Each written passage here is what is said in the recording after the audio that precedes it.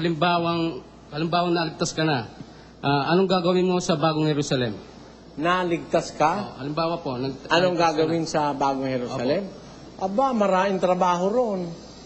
Ano po, Brother? Marami ron.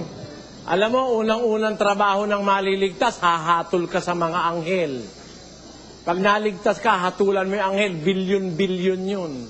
Pagkarami nun. Pakinggan mo sa unang Korinto 6, versikulo 3. Hindi ba ganinyo nalalaman na ating hahatulan ang mga anghel? Hindi nyo ba alam, sabi ni Pablo sa mga Kristiyano, nahahatulan natin ang mga anghel? Isa. Pangalawa, gaganap karoon ng kaluguran ng Diyos, no? May pag-awit doon, may mga pagpupuri sa Diyos. At marami pang bagay na hindi natin maiisip ngayon.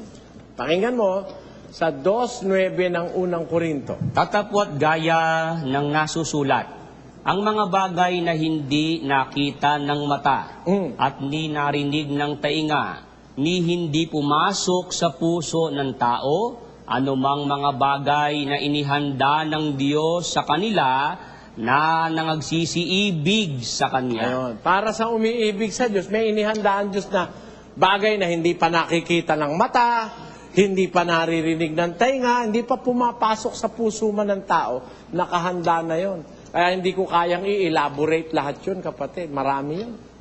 Yun na lang po. Thank you po. Salamat.